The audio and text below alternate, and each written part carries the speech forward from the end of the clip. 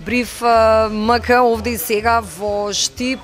Ова интервју го правиме со кандидатот за градоначалник на Штип од Здружената опозиција и од, се разбира, Социјалдемократскиот сојуз на Република Македонија, господинот Здравко Коцев. Господине Коцев, добро ни дојдовте. Добро ве најдов. Ви благодарам на гостопримството.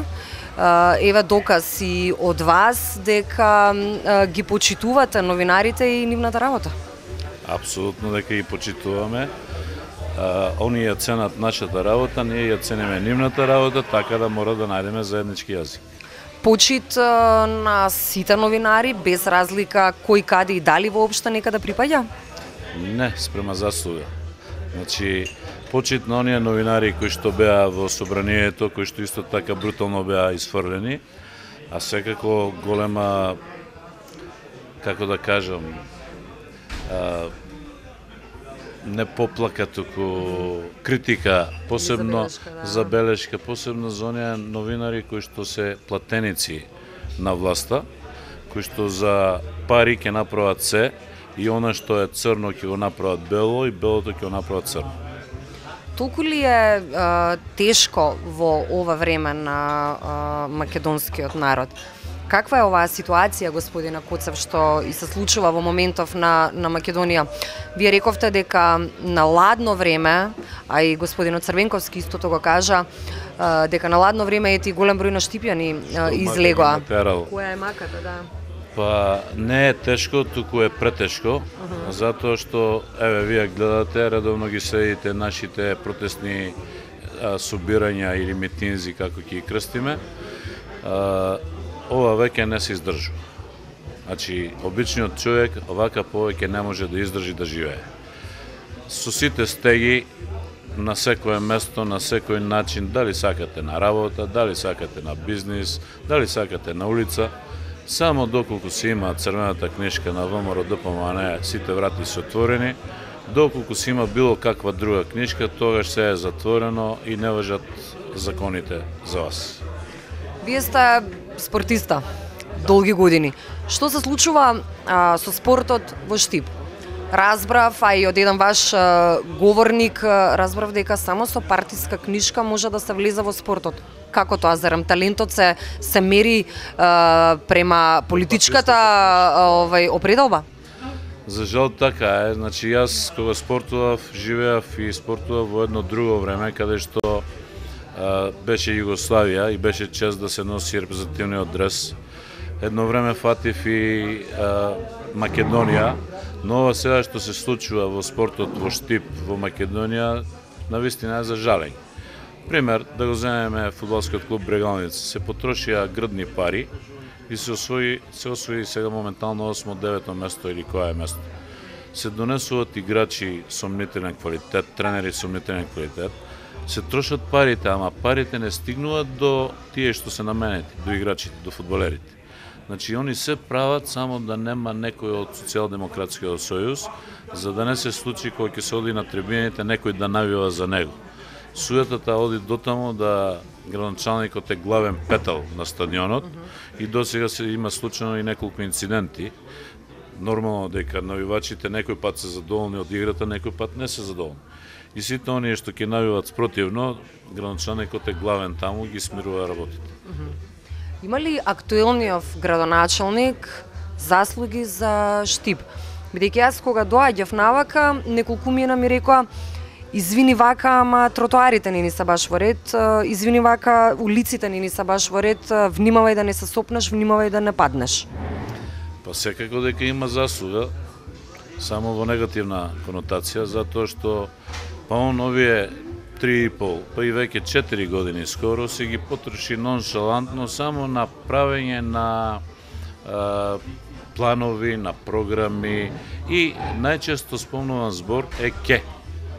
Значи, он кога дојде, како да не знаеше на што доаѓа, како ништо да не чинило до тогаш, и он доаѓа и сега наеднаш ја зголемува администрацијата за 100%, буџетот го зголемува не знам за колку проценти. Значи, јас кажав и пред малку дека за неговиот мандат се потрошени 48 милиони евра. 48 милиони евра, а сами гледате што има во Штип.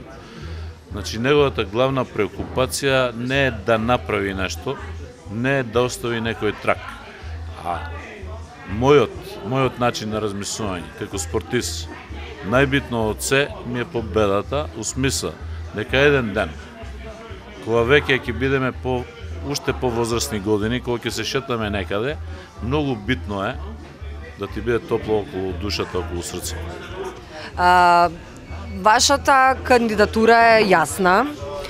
На работното лето, нели овде Социјалдемократскиот сојуз на Република Македонија ве промовираше како кандидат за градоначалник на Штип.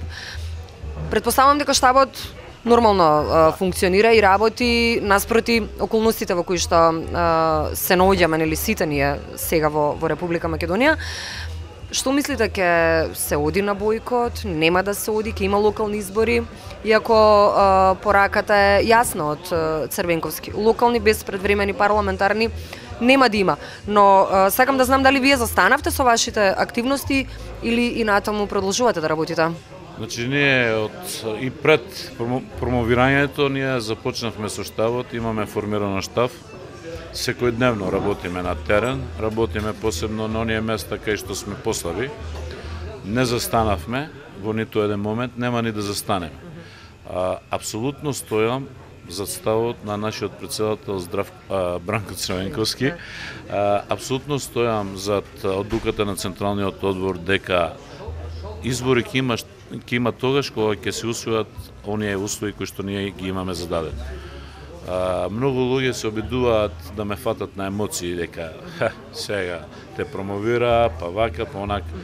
Значи, јас знам дека ова што го правиме ние сега, не го правиме само за Здравко Коцев да стане градоначалник, Бранко Црвенковски уште помалку го прави да биде нешто.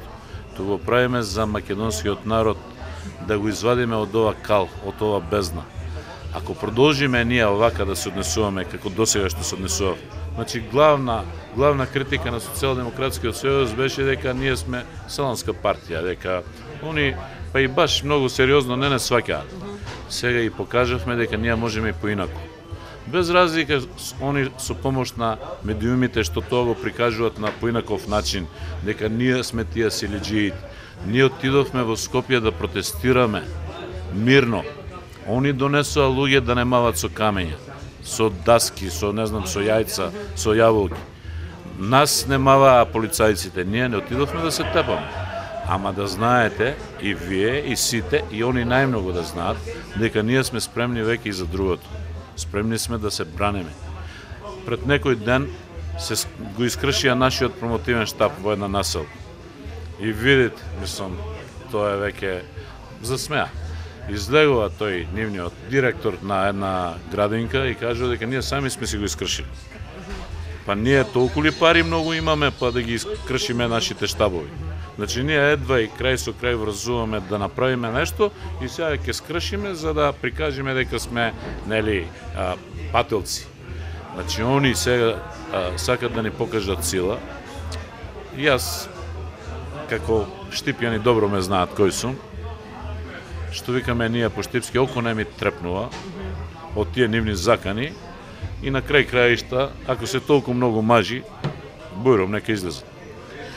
Вие на една од блокадите кои што се случува секој ден ширум Републикава од 18 до 18:30, излеговте и рековте око за око, зап за зап, како што кажувате сега. Да. Меѓутоа, нивните медиуми додадоа, ја расширија приказката, односно таа ваша изјава. Спомнаа дека сте спомнале дека и крв ќе падне. Точно ли е? Бидејќи еве сега вие велите, да, ако се мажи, ние сме спремни. Бујрум. Што тогаш ти е рекоа, а што вие рековте всушност?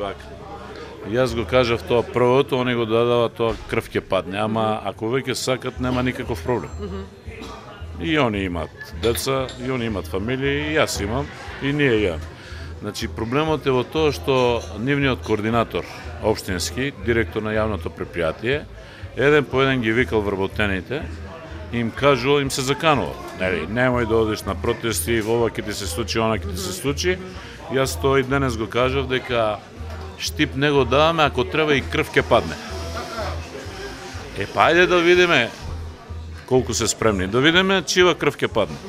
Значи, ако они веќе сакат на тој начин, еве ние сме спремни.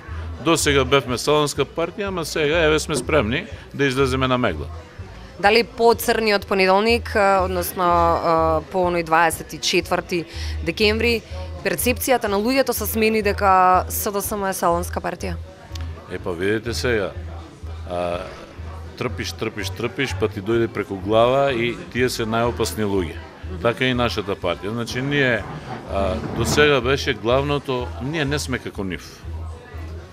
Ние сме вакви, онакви, ама не сме како нив силеджи или не знам што. А они тоа максимално си го користеа и во секој момент настојуваа нас да не прикажат во друго свет. Сега, на 24-ти светот виде. Значи, виде што се случи во собранието. Јас сум доволно маж да не си дозволам да ги влечам жените пратенички по подот. Значи, Радмила Шекеринска имаше скршена нога. Маринела Тушева е бремена. Да, во блажена состојба. Не знам кои други таму. Тоа ли е начинот да се покажеш колку си маж, да ги влечеш пратеничките по... И сега вака, многу од моите пријатели ми поставуваат прашања, пошто едно време и моето име се спомнуваше како кандидат за пратеник. Што ќе беше ако ти беше во парламентот? Па бидете сигурни дека така немаше да биде. Како ќе беше? Па поинаку.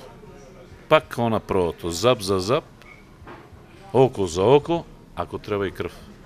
Господине Куцев, во моментов не треба крв и нема зап за зап и око за око.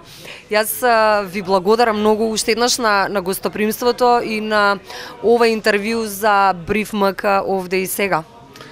А јас па на вас ви благодарам за вашата храброст, затоа што вие сте единствени во Македонија кои што, еве, на еден начин не поддржувате, на еден начин сакате реалната слика да ја представите во јавноста и мислам дека правите голема работа за Македонија.